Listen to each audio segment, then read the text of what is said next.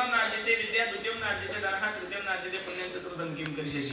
पहिले 25 वर्ष माणसानं अभ्यास केला पाहिजे, इंजिनियर व्हायचं, महाराज व्हायचं, राजकारणी व्हायचं, पुढारी काय व्हायचं ते 25 वर्ष त्याच्यावर स्टडी करा, अभ्यास करा। 25 ते 50 माणसाने ढिलं पडायचं आणि पैसा कमवायचा। दररोजचे 4 जरी कीर्तन करायचं काम पडलं लोकांचा विचार करायचा नाही, थोडं होईल त्रास पण गुण हमखास आहे। देवना जिथे धन हा 50 पर्यंत पैसा कमवायचा, पण कमवत असताना जोडून या धन उत्तम 50 ला थांबून जायचं। 50 च्या नंतर 75 पर्यंत रामकृष्ण हरी रामकृष्ण हरी। लोकांनी थांबवण्याच्या आत आपण थांबलं पाहिजे। तुम्हाला माहित नाही थांबण्याची मजा येते, पळण्यात नाही महाराज। व्यवहाराचा एक नियम आहे, जी गाडी मार्केटला खूप चालते ना, ज्या गाडीची मार्केटमध्ये खूप व्हॅल्युएशन आहे ती गाडी नेहमी शोरूम वाले वेटिंग वर ठेवतात। साहेब काय करतात, जेवढी वेटिंग वाढेल तेवढं वेटेज वाढतं। कळलं का तुम्हाला? जेवढी वेटिंग वाढेल तेवढं काय वाढतं, वेटेज वाढतं। कधी कधी शोरूम मध्ये गाडी उपलब्ध असली तरी शोरूम वाले काय सांगतात माहिती का, 6 महिने वेटिंग आहे आणि तुम्ही टेबला करून 2-3 लाख दिले की गाडी लगेच देतात। वेटिंग वाढली की गाडीचं काय वाढतं, वेटेज वाढतं। लोकांनी आपल्याला थांबवायच्यात आपण थांबलं पाहिजे। दशरथाचा एक केस पांढरा झाल्यानंतर दशरथाने प्रभू रामचंद्राला रामगादी दिली होती, आपलं टकल पडलंय, टोप बसवला, तो टोप केला तरी तुम्ही घर सोडायच्या मार्ग नाही, काहीतरी विचार केला पाहिजे का नाही? म्हणून या 3 अवस्थेमध्ये जर या 3 गोष्टी नाही घडल्या तर चतुर्थम किम करिष्यसि। मग लक्ष देऊन ऐका, कलियुगामध्ये बाकीचं शक्य नाहीये। भागवतकाराचा श्लोक किती सुंदर आहे पहा, यत् फलं नास्ति तपसा न योगेन समाधिना तत् फलं लभ्यते सम्यक् कलौत हरि कीर्तनात्। या श्लोकाचं भाषांतर करत असताना तुळशीदासजी सांगतात, कलियुग केवल नाम आधारा सुमिर सुमिर नर उतर हे पारादोन। तिसरं प्रमाण पहा, कलियुगा माझी करावे कीर्तन जेने नारायण देईल भेटी। मग मला एवढंच सांगायचं, कलियुगामध्ये सर्वात सोपं साधन भक्ती मार्ग आहे। भक्ती पंथ बहु सोपा, कारण कलियुगामध्ये माणसाचे आयुष्य मर्यादा थोडी ना। अल्पायुष्य मानव देह शतकनिले ते अर्धरात्र खाय मध्ये बालत तो पिडा रोगक्षय काय भजनाशी उरले ते पाहे का। कबीर महाराज सांगतात, दिहुडा हो 2 दिन का महिमा, अरे कब सुमरोगे राम। कधी बाल अवस्था खेल गवायो, तरुण हुआ तो समय गवाया हो। दिहुडा 2 दिन का महिमा,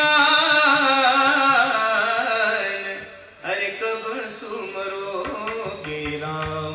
अगदी थोडे, मग एवढ्या थोड्या आयुष्यामध्ये तुमच्या आणि माझ्यासाठी सोपं साधन काय आहे, भक्ती मार्ग आहे। म्हणून मार्ग दावणी गेले आधी। कळलं महाराज? मार्ग दाखवला कोणी?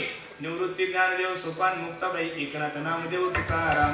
ज्ञानोबरायपासून निळोबरायपर्यंत वारकरी संप्रदायामध्ये जे संत महात्मा झाले त्यांनी जो मार्ग दाखवला त्या मार्गाचं अनुकरण केलं असता निश्चित तुमच्या जीवनामध्ये कल्याण होईल। दुसरी एक शंका अशी आहे की मार्ग दावणी आधी दयानिधी हे विशेषण दिले। काय दिले? दयानिधी। किती साधू संतांच्या ठिकाणी दया आहे।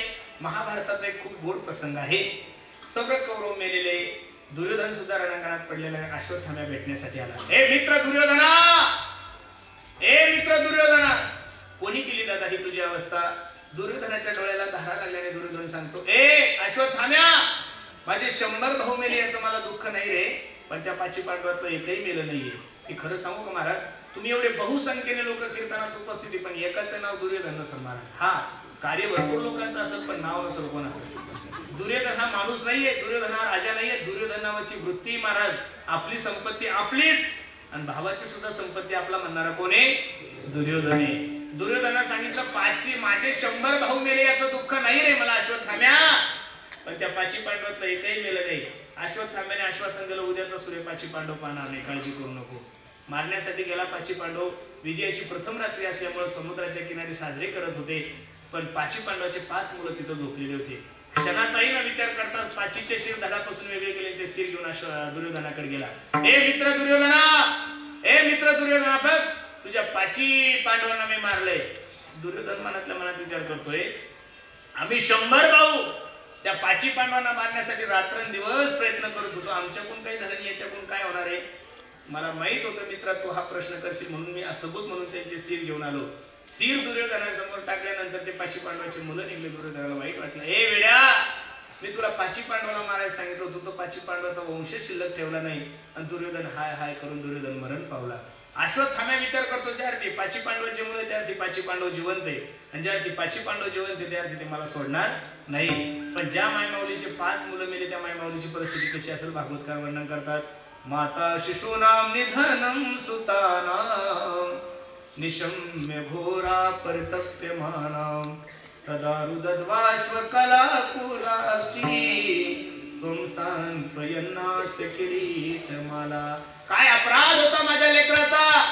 त्या नराधमाने 5 झोपीत असणाऱ्या लेकरांना मला मारलं, माझ्या लेकरांना मारले.